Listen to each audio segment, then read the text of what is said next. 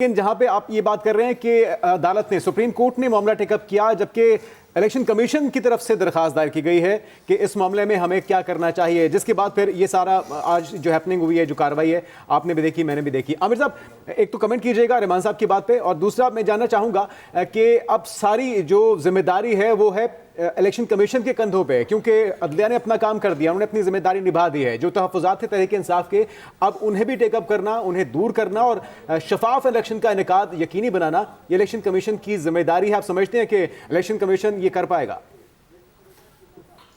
देखें, ये रहमान साहब के अपना पॉइंट ऑफ व्यू है। सुप्रीम कोर्ट आलू छोले बेचने के लिए तो बैठती नहीं है, और वो था कि उस वक्त 90 दिन का एक इलेक्शन होने की गुफ्तगू हो रही थी। यहाँ सुप्रीम कोर्ट खुद एक फैसला दे चुकी थी और कह चुकी थी ये तारीख पत्थर पे लकीर है। इस बुनियाद पे ये फैसला लिया गया कि एक डिसीजन सुप्रीम कोर्ट कर चुकी तो उसको लोअर जुडिशरी कैसे छेड़ सकती है। फिर उन जज साहब के बारे में चीफ जस्टिस साहब ने बड़े वादे तौर पे कहा कि उन्होंने मिसकंडक्ट किया, और ये वही साहब है ना जिन्होंने इलेक्ट्रिसिटी बिलों पे भी ऐसा ही फैसला दिया था। यानी लाहौर हाई कोर्ट को अपने पंजाब की जुरिस्डिक्शन के फैसले नंबर 1 देने चाहिए, जो जावेद चौधरी साहब बात कर रहे थे। और यहां पे अतर मिनल्ला साहब, जिनका नाम लिया गया, वो इस्लामाबाद हाई कोर्ट में बैठ के पूरे मुल्क के स्टे दे देते थे, हर बंदे को जमानत देते थे कि जहां 10 दिन के लिए चले जाओ, और उनकी जुरिस्डिक्शन सिर्फ कैपिटल टेरिटरी इस्लामाबाद की थी। तो ये हो गया था कि जिसका जिधर दिल करता था वहां से भाग रहे थे लोग। सुप्रीम कोर्ट ने एक ये फैसला करके कि आपको अपनी अपनी जुरिस्डिक्शन में रहना है। दोपहर को भी हम ट्रांसमिशन में कह रहे थे कि अगर लाहौर हाई कोर्ट के 5 पिंडी, बहावलपुर और मुल्तान के बेंचेस हैं, तो यहां से भी जमानतें लेते थे, फिर एबटाबाद से भी जाके ले लेते थे कि जो कत्ल करके गया है या कहीं से गया है, वो उसको एक फ्री आजादी थी, जिधर मर्जी भाग जाओ। अब इशू ये हुआ है कि बाकिर नजवी साहब ने जो स्टे दिया, उन्होंने कहा कि ये इसने अपनी हाई कोर्ट के खिलाफ दिया, क्योंकि कल से एक सोशल मीडिया पे बाकायदा प्लान करके इलेक्शन कमीशन को मतून कर रहे थे कि जी देखें, हाई कोर्ट ने तो कहा था कि ये ऑर्डर है, हम रिटर्निंग अफसर देंगे, उसका तर्जमा करने के लिए कोई तैयार नहीं, पढ़ने के लिए तैयार नहीं, कि उन्होंने कहा आप शेड्यूल दे दें, फिर हम देखेंगे। भाई, इलेक्शन कमीशन एक आईनी इदारा है, वो ना सुप्रीम कोर्ट के अंडर है ना वो हाई कोर्ट के अंडर है, लेकिन चूंकि वहां एक इंतजामी अफसर पहली दफा चीफ इलेक्शन कमिश्नर आ गया है, तो लिहाजा उसको हर अदालत में घसीटने का काम शुरू हो गया। जब तक रिटायर्ड जजेस बैठे थे कोई पूछता नहीं था। 85 और 88 में पहली दफा ये 2 इलेक्शन कराए थे इंतजामी अफसरान ने, इसके बाद हमेशा जुडिशरी ने कराए। अब वो इलेक्शन होने जा रहे हैं और सुप्रीम कोर्ट की इसके बाद मुझे इस बात का यकीन है कि कोई इंतजामी अफसर जो डीआरओ है और वो असिस्टेंट रिटर्निंग अफसर है, जुर्रत नहीं करेगा धांधली की कि ऊपर कादी फायदी सा बैठा हुआ है। उन्होंने ये साबित किया कि वो गपशप के लिए डेट नहीं दे रहे थे, वो छुट्टी पे चले जाते। हम भी कह रहे थे कि आज आखिरी दिन है, ये क्या होगा। उधर चीफ इलेक्शन कमिश्नर इसी बात पे थे कि हर सूरत में शेड्यूल देना है। अब ये जो रुकावटों की आदी हो गई थी ना हाई कोर्ट्स, हमारे पास 5-6 साल से एक लीगल ज्यूरिस्प्रूडेंस अजीब किस्म की चल पड़ी थी कि जिसका जो दिल करता है उस तरह का काम कर दो, पूछने वाला कोई नहीं, बताने वाला कोई नहीं। भट्टी साहब जो चीफ जस्टिस हैं लाहौर हाई कोर्ट के, उन्हें अपने जज को शोकाज दे देना चाहिए था कि आपने ये कैसे किया। आप मुझे भेज देते, मेरे से पूछ लेते कि हमने डीआरओ नहीं दिए, हमने इनकार किया। पेशावर हाई कोर्ट कहती है कि हम जुडिशियल पॉलिसी के तहत आपको अफसर नहीं दे सकते। चीफ इलेक्शन कमिश्नर इंडिया से अफसर लाएगा, वो अपने सिविल अफसर को लेके आएगा ना। इलेक्शन कमीशन के अफसर अगर इलेक्शन कराने लग जाए तो उनके पास अपनी सेक्रेटरीट सपोर्ट खत्म हो जाएगी, तो वो कहां से लाएंगे। कानून उनको कहता है कि ये 3 जगह हैं जहां से आप अफसर ले सकते हैं, उन्होंने ले लिए।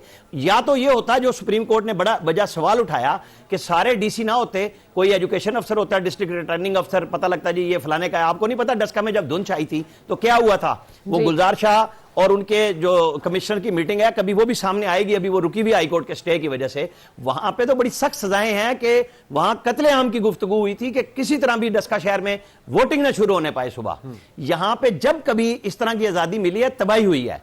तो अब जब सुप्रीम कोर्ट ने एक किस्म का सही ऑर्डर दे दिया, इलेक्शन कमीशन अभी आपकी और हमारी गुफ्तगू के दरमियान में रात 12 बजे से पहले मैं तो सच्ची बात है कि शुक्र पढ़ता हूं कि 16 दिसंबर हमारे लिए एक बड़ा ही सानहे का दिन है, और हम क्यों उस दिन अपने शेड्यूल दें। आज की तारीख में शेड्यूल देंगे। चीफ इलेक्शन कमिश्नर दफ्तर में आ गए, उन्होंने सिर्फ एक साइन करने हैं और वो अनाउंस हो जाएगा। क्योंकि हम पहले भी बात कर रहे थे कि 52 से 57 दिन में इलेक्शन हो सकता है, कानून ये कहता है। 2018 के इलेक्शन 52 दिन के शेड्यूल पे हुए थे। अगर एक आधा दिन फर्क भी पड़ता है शेड्यूल में कि 54 दिन ना भी दें, अब तो उन्होंने कह दिया आप ट्रेनिंग रात को कराएं। अब जिन अफसरों की ड्यूटी लगेगी तो वो दिन में कागजात लें, शाम में जो रहती है ट्रेनिंग ले लें। जो 3 दिन में होनी थी वो ट्रेनिंग, वो आप 12 घंटे में दे दें। बिठाएं अफसरों को, इसीलिए भर्ती हुए ना कि पाकिस्तान की खिदमत करें। जब जरूरत पड़ी है आपको रोकना ही नहीं चाहिए। ये जो बहस चल रही थी सोशल मीडिया पे कल से परसों रात 11:30 बजे से जब से आया था, पीटीआई जो सबसे नंबर ले रही थी आगे जाके कि जी हम तो चाहते हैं इलेक्शन और बाकी सारे भाग रहे हैं। अब आप देखें अली जफर साहब को कल कहना पड़ा कि हमारे लिए बड़ी एम्बैरेसमेंट है और हम शायद इस पिटीशन को वापस लें। और जो बात अभी हो रही थी, मैं आपको बताऊं, जब ये कल सवाल हुआ, जो नए चेयरमैन आए हैं बैरिस्टर गौर, उन्होंने इसको ऑन किया कि ये हमारी है। और उमैर नियाजी ने अबू जर सलमान नियाजी के जरिए जो ये दी थी, उन्होंने कहा ये पार्टी के चेयरमैन की इंस्ट्रक्शन पे हमने की थी, बानी चेयरमैन की इंस्ट्रक्शन पे। ये दोनों आ गए उसमें, साबिक चेयरमैन भी और मौजूदा चेयरमैन भी, जिन्होंने ऑन किया इसको। क्योंकि उसके बाद जब इनको पता लगा कि ये तो हमारे साथ बड़ा हाथ हो गया है, हमारे ऊपर आ गया कि हम स्टे ले रहे हैं, हम इलेक्शन रुकवा रहे हैं, और तमाम जमातों ने आज, जिनको अब कहा जा रहा है कि जी वो पार्टी बनने गई, तो ठीक है ना, ये इन्हीं पे इल्जाम था ना कि ये इलेक्शन से भाग रहे हैं। तो कोई पार्टी पीडीएम की और पीपल्स पार्टी की पीछे नहीं बची कि उन्होंने ये ना कहा कि हम तो चाह रहे हैं इलेक्शन टाइम पे हो। अब ये एक नया बयानिया होगा और नया फसाद होगा, पीटीआई के लिए इसको संभालना मुश्किल होगा। सही। अच्छा, में senior anchor person Javed Chaudhary साहब, आमिर इलियास राना साहब और रहमान रजा साहब हमारे साथ मौजूद हैं। आप सबको वेलकम कहेंगे। चौधरी साहब, कितना अहम था ये जो कंफ्यूजन एक पैदा हो चुकी थी, एक हिजानी कैफियत थी कि इंतखाबात का इनेकाद होता भी है या नहीं होता, ये फैसला कितना तारीखी समझते हैं आज का? देखिए, 3 लिहाज से ये फैसला तारीखी है। पहली जो एक पॉइंट है वो ये है कि पहली मर्तबा पाकिस्तान के अंदर जो हाई कोर्ट्स हैं उनकी हदूद तय हुई हैं। इससे पहले कराची की हाई कोर्ट जो है वो पूरे पाकिस्तान का फैसला कर देती होती थी। कोई शख्स पेशावर चला जाता था, वहां से एक सिंगल बेंच का फैसला आ जाता था पूरे पाकिस्तान के लिए। लाहौर हाई कोर्ट में तो पाकिस्तान तहरीक इंसाफ बार बार जाती रही, लेकिन आज के फैसले ने यह तय कर दिया है कि अब आइंदा जो हाई कोर्ट्स होंगी वो वफाक के इश्यूज के ऊपर कोई केस नहीं ले सकेंगी। तो पहली बात तो ये तय हुई और ये बहुत अच्छा माइलस्टोन है। इसके बाद एक क्लैरिटी आ जाएगी। दूसरा मसला ये है कि पाकिस्तान तहरीक इंसाफ को भी ये फैसला करना पड़ेगा कि ये जो पिटीशन थी, ये सिर्फ उमैर नियाजी साहब ने अपने बिहाफ पे की थी या इमरान खान साहब की इजाजत से की थी। अगर उमैर नियाजी साहब ये कह देते हैं कि मुझे खान साहब ने कहा था कि आप ये पिटीशन दायर कर दें, तो फिर इमरान खान साहब के खिलाफ तौहीन अदालत का केस शुरू हो जाएगा, जो बड़ा सीरियस होगा इनके खिलाफ। और मेरा ख्याल है इतना सीरियस होगा कि इमरान खान साहब उसकी तवक्को भी नहीं कर सकते। अब उमैर नियाजी साहब के पास एक ही ऑप्शन है कि वो ये कहें कि जी मैंने अपने तौर पे किया था केस और वो माफी मांग ले अदालत से, जिसकी गुंजाइश मुझे नहीं लगती कि उनको माफ किया जाएगा, बल्कि हो सकता है कि इनका लाइसेंस सस्पेंड हो जाए 2-4 महीनों के लिए। एक चीज ये है। और तीसरा ये है कि आज वो इबहाम कोई किसी किस्म का अगर था भी इलेक्शन के मामले में, तो वो क्लियर हो गया।